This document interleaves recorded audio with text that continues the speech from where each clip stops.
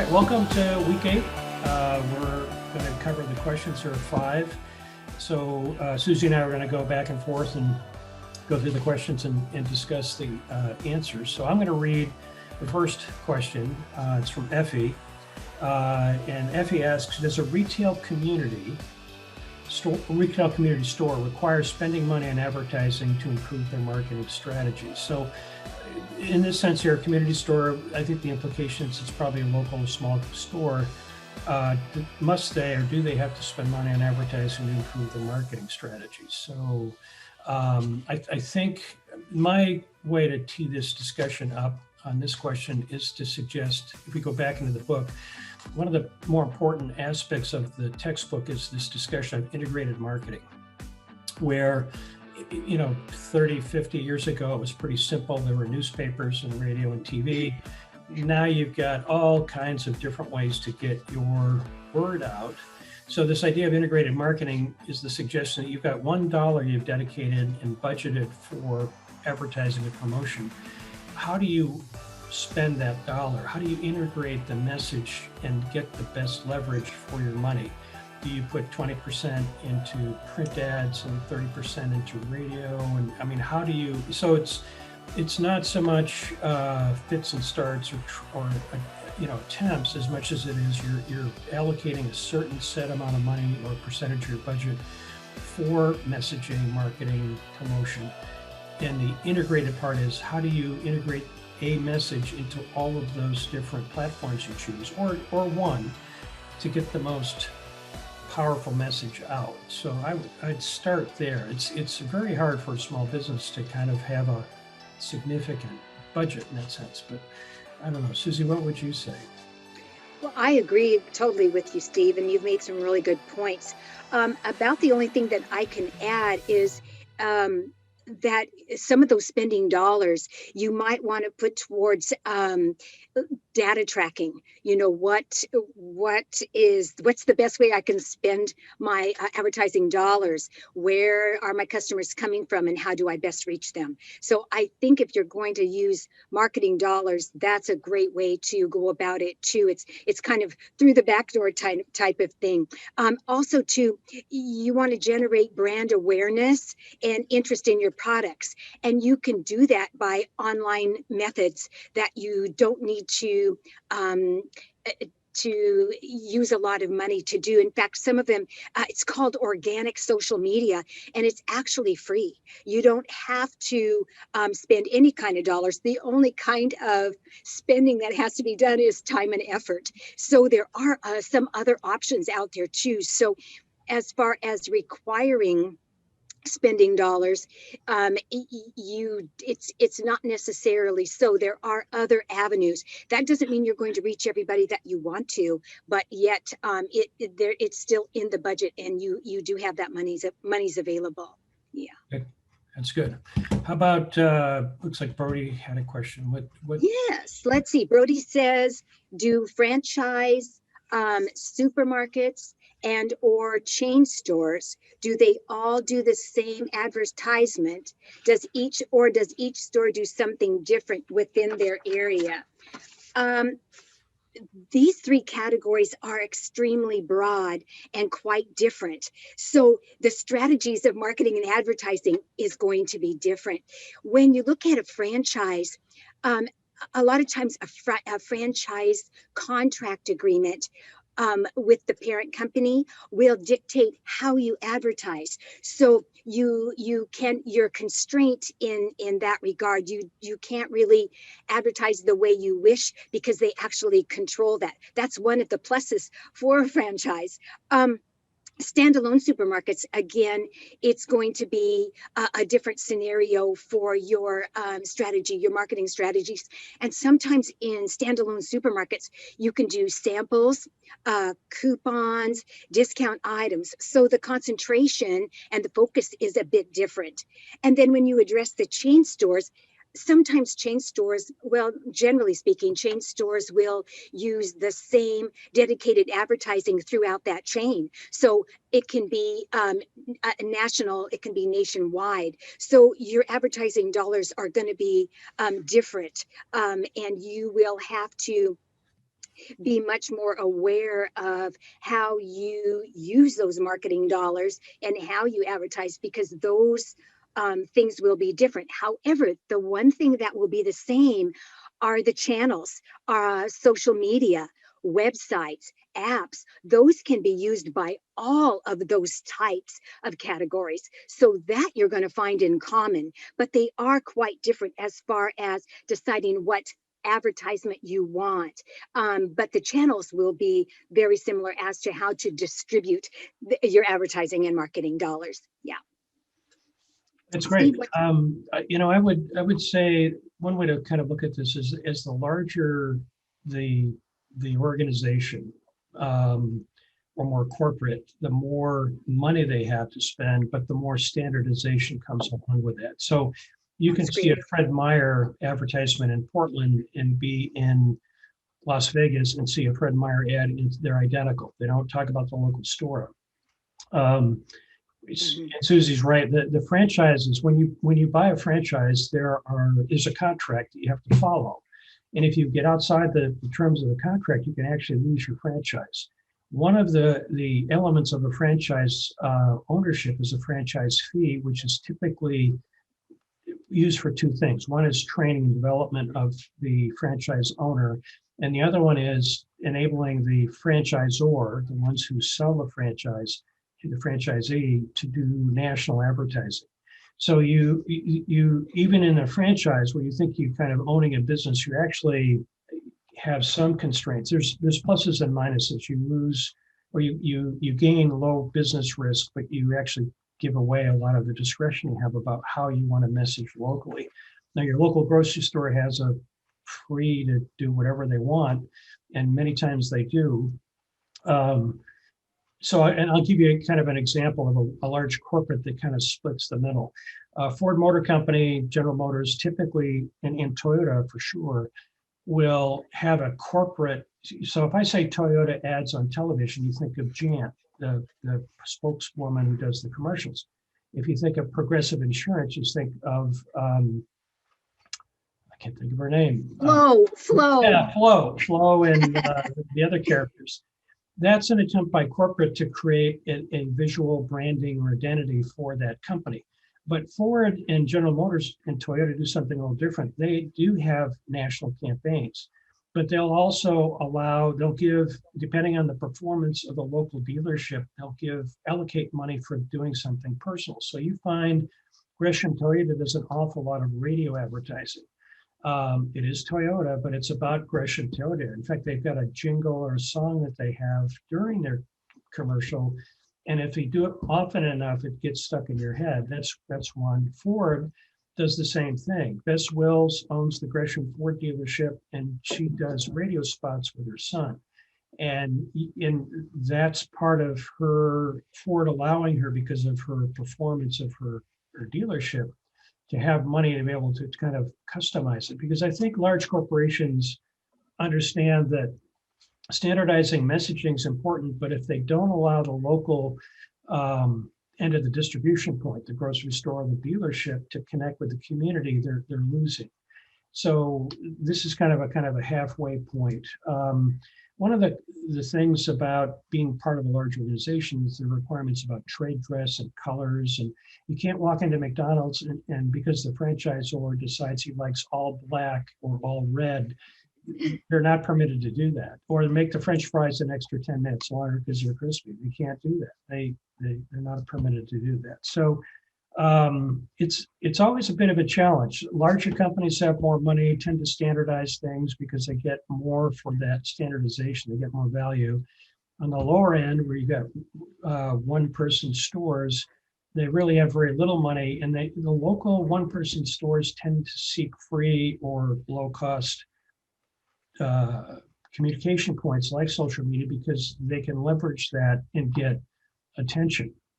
For the local single person store, it's really more about relationships than it is a name branding, because people identify with the owner. I mean, most people, if you get your dry cleaning or you go to a flower shop, you know the people running it, and that's largely why you go to those places, because the people you've met to know. It's a good question, though. It's hard to do something different when you're big because the corporate won't let you, and it's hard to do something different when you're small because you don't have the money. Exactly. Bit of a dilemma. Okay, so let's go on to the next question. Kimberly. Kimberly asks, in my responses and the responses of my classmates, most of the businesses in our discussion seem to have social media marketing at the forefront. Is this correct? A lot of businesses rely most heavily on social media in place of other forms of marketing, print, or et cetera. So I guess the question is, it seems like a lot of the businesses are leveraging or attempting to leverage social media and maybe using that heavily instead of paid media like radio and TV spots. It's interesting, I almost say newspapers, but that the newspaper business is gone. I mean, no one gets the Oregonian anymore. Now they will go online, but that's a different channel. So, yeah, I would say social media is cheap. It's easy. Most companies don't do it well because they think that they're not really giving a lot of thought or planning to the messaging. Typically, they don't really know their customers and who they are, so they tend to send their social media messages to the wrong places. There certainly is Facebook, but many of the social media tools that are out there are maturing, and there's going to have to be some kind of another level of utilization of social media because there was a day when the internet was available. If you had a website and you had a business, that was a big deal. That was like a wow, you have a website? Now websites are, I mean, it's the ticket to start a business. If you don't have a website, you're in trouble. You've got other elements. Let me close off my comments by saying one of the risks of social media for business owners is that they don't control the messaging. Years ago, TV, radio, paper, the companies could basically tell you what they wanted you to hear. In social media, if Susie and I want to talk about our bad experience at Gresham Ford, Ford can't stop us. Gresham Ford can't stop us. We can go on to Yelp and we can give them 1 out of 5 stars all day long. They can't stop us. So there's an element of planning and management when you're using social media in a business because, and in some cases, it can be damaging without a basis of it. Somebody just doesn't like you and they start posting things on social media that aren't complimentary. So anyway, that's my comments on that question. Well, Stevie, you had talked about how social media now is evolving, and that is so true. I've read several studies on the internet, and they were talking about how video content and so on is going to be coming up and being more important. They're looking at video in Facebook and all the different areas, and that's the up and coming thing that they've been talking about so far. But also, they've been talking about chat bots and tracking systems, transparency, how important those things are. And like you said, what will the future bring? There are so many things out there. Well, look at TikTok. I mean, my gosh, it just like boom, just took off. And Instagram is doing the same way. Instagram is kind of coming into its own now, and it's adding a lot more visibility to things. And it is starting to realize what actually is out there. And same with Twitter. I mean, all of these avenues are really, really in tune to what's happening. And it's kind of frightening because you want to step back and say, okay, what's going to happen in the future? What do we have to look forward to? There's just so much out there that doesn't even exist yet. That's going to be at our fingertips pretty shortly. And if you get a noose on that, then possibly, you can harness all of that and kind of be ahead of the game and utilize it to your advantage. But there's just so much going on out there now. There are a few things I think that we do need to pay attention to in the future. And that is, okay, with this happening so fast and everything, exploding, we're going to have to somehow curtail all of that. So I'm looking to see that maybe in the future there might be more restrictions and maybe more watchdogs to make sure that companies are being transparent and that that there's not a lot of fake things going on, so that your company will be eligible to use these things and have be regulated but not regulated, if that makes sense. Make the internet a bit safer, I think, for businesses in the future. Yeah, So that's a great point. I'm actually thinking that what will happen is we'll come full circle. There's so much being done with really talented people with Photoshop and video. I mean, you can have people making statements they never made, but it's convincing to watch it. And I think what will probably start to happen is companies will begin to understand that they don't have the ability to do their messaging the way they want it, because it goes through these filters.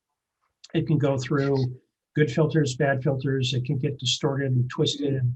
And companies are going to get concerned that they don't have control of the quality of that message. And I think what might happen is that the world of social media today will evolve to a point where it won't be a focal point.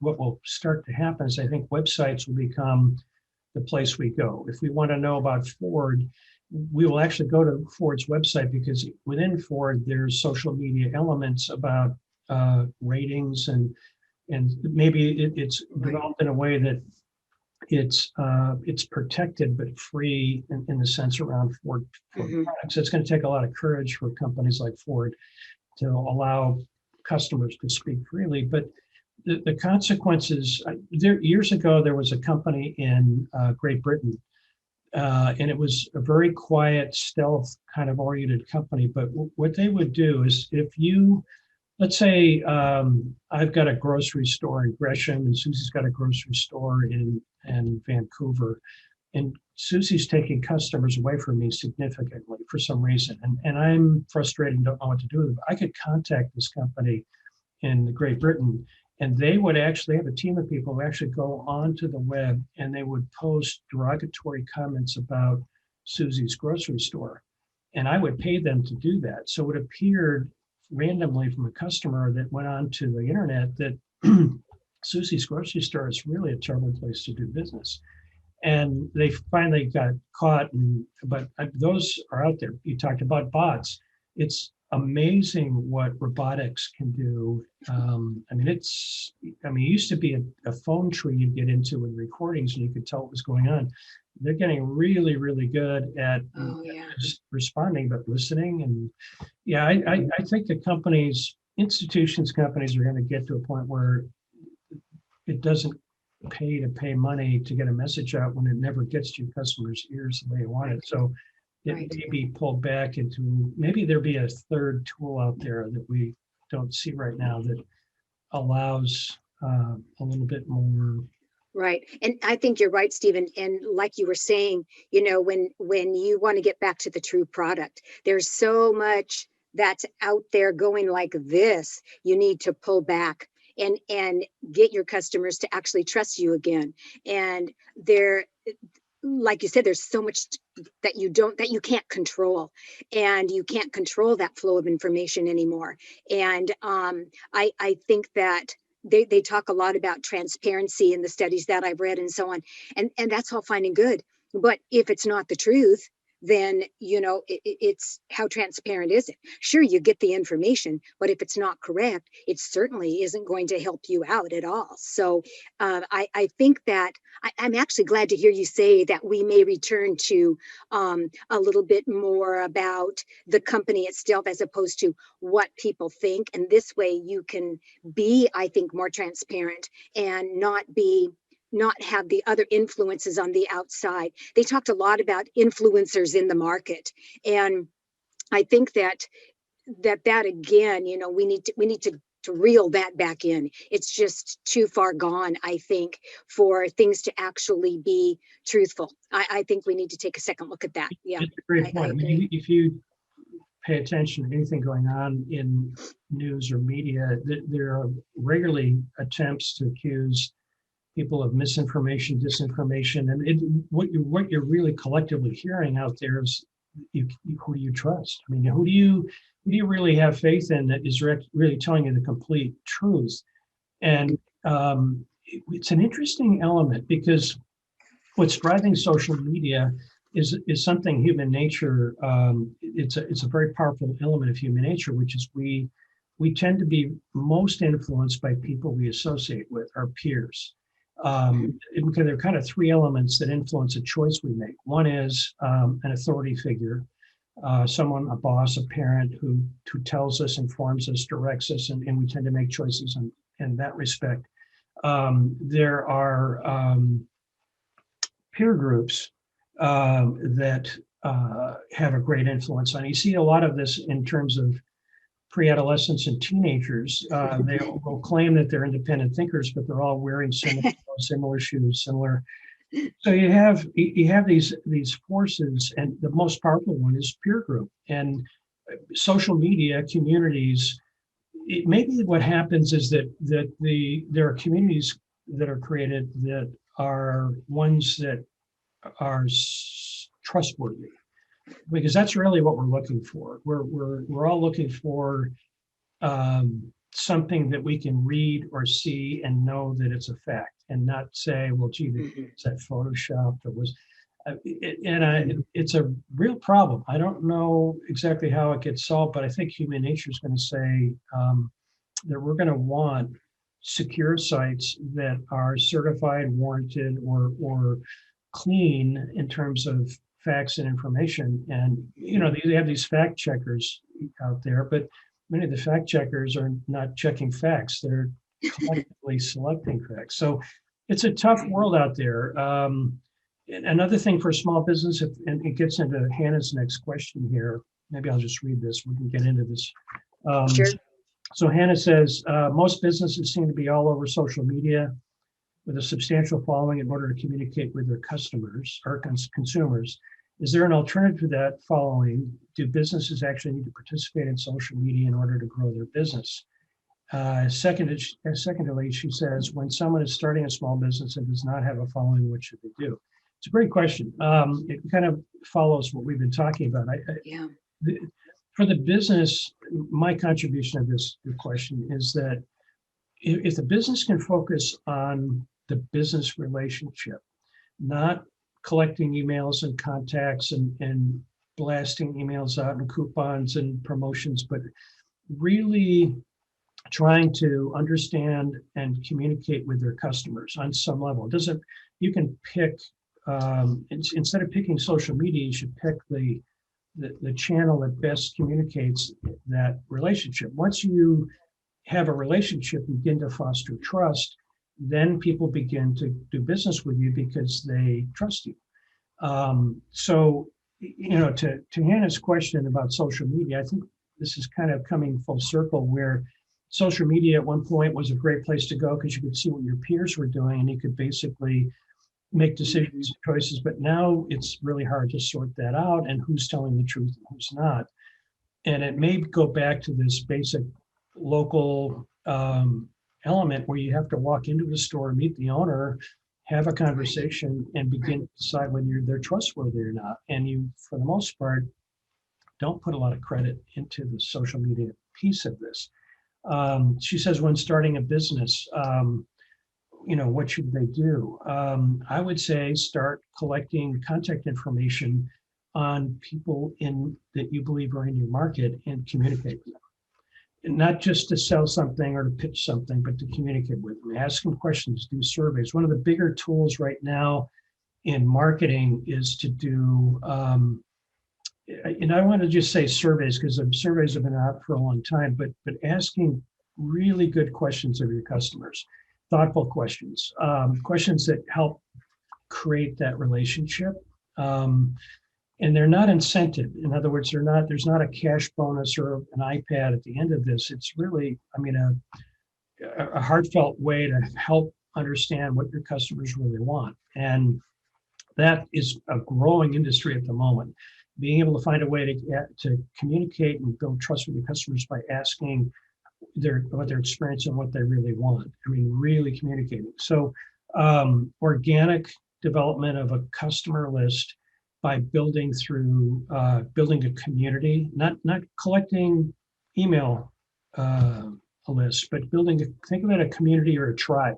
I've got a dry cleaner. I'm probably going to have 500 customers. There's going to be 100 that I really want to help. Focus on those 100. Build a tribe. Build a community. Communicate. That's what I would do. And I think, Steve, you made just an excellent point. And I think we miss this a lot in today's society and how we do business now. And it's that key word, trust. You have got to have that with your customers, or you don't have anything. You really don't. You have to build that, like you said, and it's a long process to do that. But you have to be genuinely concerned about what your customers want and what they need.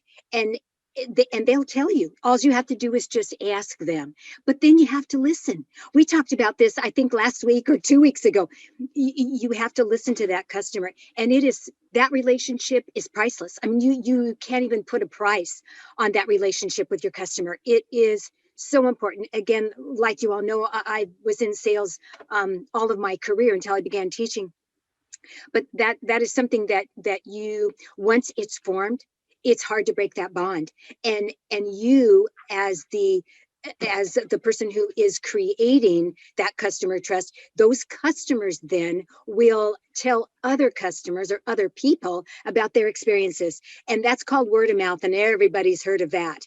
And that is so important. I mean, I know it sounds archaic, but it is not. That is probably the best form of advertising there is out there. And if you can form that kind of a scenario, that is a really excellent way to get your foot in the door. And you have got to follow through with those things. Once the word is out, you have to make sure that you follow up with your customer. And like I said, again, that genuine concern. What do you think about this? If they have a situation that they need to have addressed, take care of that. Take care of that. One thing that is so darned annoying is to express concern about a product and have absolutely nobody get back to you. That is probably the worst feeling in the world. And that's the easiest and most likely way to lose customers. So I just want to reiterate that trust factor is huge. It's just huge. It's great. A different way I would put it would be, let's say I'm going to start a business, or in this case, Hannah was going to start a business. I would say in your business plan, set aside media for the moment, and I would suggest make your customers your advertising, and invest in that. And it's what Susie just said. There's really two payoffs for spending time getting to know your customers. One of them is what Susie said, is that they will tell other people. Remember, if peer influence is a powerful motivator, you have an advocate and a former customer telling people that they have to go to your business because of their experience, their trustworthiness. Yelp, in some respects, is a quick and dirty way of people saying, I trust this restaurant, I trust this dealership. It's kind of ham-handed, not the way we typically think about it, but it's an element of that. If 400 people said 5 stars, then they're trustworthy, and I should trust them. It's just a short version of it. But the point is, it's focus on spending time building the community, building the relationship, and letting your customers know that you care about what they have to say, what's important to them, and they will carry your message for you. The other piece I was going to say about this, and Susie, you know this really well, one of the things that gets missed in starting a business or in sales is that many salespeople, businesses think, I made a sale today, great. Now I got to make a sale tomorrow, and I got to make another sale. And some of that's right, but there's been research that's shown that of every 2 people that do business with you, let's say I run a bakery or a grocery store, every 2 people that do business with me, on average, 1 will never buy again from me. They'll never come into the store again. However, the second of the 2 will buy an average of 7 times in the future. And the last 2 purchases, 6 and 7, are worth more than the total of the first 5. So The point here is that if you build a tribe, you build a community, and you use your community as your advertising element, that the payoff isn't the sale today. The payoff is in the relationship. That's where Right. you're going to make your money, because that last sale, you didn't have to spend money on advertising and promotion to get them to come in Right. the store. These people Exactly. are freely walking in and buying your product. Right, right. And again, Steve, repeat business. That is what that is all about. You know, exactly what you said. And if a customer is satisfied, they're going to come back. And again, it'll just keep going and going. And so that is really important, I think, too. Yeah, you're right. Yeah, Hmm. the long view is if you had a business that was around for 10 or 20 years, and we looked at your customer list, 80%, generally 80% of your business is going to come from 20% of your customers. Right. Yeah. Um, and these are the ones that you spent time with in the early stages of your business to develop a relationship, and they stuck on it, Hmm. they kept buying. Right. Those are worth more than any social media marketing campaign you could do. For sure. Right. Yep. Absolutely. Okay, who's All next? right. I think you need to read Alina. I think you have her. She's Okay. yours. All right, so Alina says, I'm still confused on why businesses with broad product assortments like supermarkets or discount stores get less service and produce less profit, while businesses with incredibly narrow product ranges like make more profit and with more services. So I would say, a couple of things I would say is that you've identified part of the rules of business in the sense that grocery stores margin, profit margin is about 1 to 3% on all of their store. So the only way they can make money is to sell a lot of stuff. 1% of a lot of stuff starts to add up to becoming real money. And that's why sometimes grocery stores close or they merge with others like Fred Meyer and Kroger, because that profit margin, if they make an error or a mistake, it doesn't take much to bury a 1 or 3% net profit margin. All of a sudden you're in the red and not making money. You get into trouble pretty quickly. So for a grocery store, a big retail chain, you've got to really focus on the selecting your product, moving your product, placement in the store. It's a volume. If you take the other end of the scale, 7-Eleven, their profit margin's about 5 or 6%. And you know why? Because it's convenience. Yeah, and you can buy you're willing, because you need milk, you're going to go down the street and pick it up, and you know you're going to spend a dollar more for it, but it was convenient, it was easy. When you get the car, you have to drive to the big shopping mall. That's the trade-off. So, part of it is, the service part. When companies have really narrow margins or they get into trouble, the first places they start to cut are service, sometimes in marketing and sales, and because they've got hardcore operating, they've got rent and payroll to make, and those investments in marketing and training have longer payoffs and sometimes don't have a direct impact on the bottom line. So that's why you see even companies like Safeway, Kroger, Fred Meyer will have service, but it's going to be somewhat painful. It's why some companies will have a phone bank where you talk to someone with a foreign accent, because it was really cheap to put that phone service in India. And frankly, we could talk about India and phone support services forever, but it's a dicey business when your margins are so thin. They've got to sell a lot of volume. Little stores can sell fewer items, but mark them up higher, so they have a bigger profit margin, and they can be a little bit better oriented around service. So that's what I would offer. Right. About the only thing that I have to add to that, Steve, is just a little bit about service.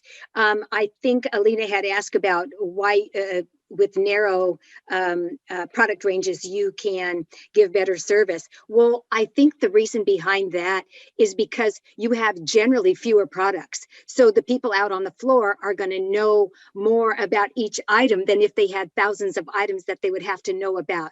So I think that informationally you can give better service when you have less product to deal with. Whereas in the big stores, you've just got so much that you can't really be as service oriented as, I mean, you can tell people where it's at certainly, but not about the product itself. Also, we were talking about charging more for products and the upgrade and the price upping and so on. I think with that too, again, you can give better service because you have a little bit higher profit ratio. So you can spend a little bit more on labor and have more people on the floor to help, or vice versa too. I mean, you can run into that in a large scale store as well. But I think that repeat business is important. So the more information you can give, then you can build your business if you have a narrow margin of items to select from. So again, too, when you're only offering, let's say, just one product, you can also split off with that and offer other services, like a dress shop. You can offer alterations and those kinds of things. So you can give better service because the volume isn't as large.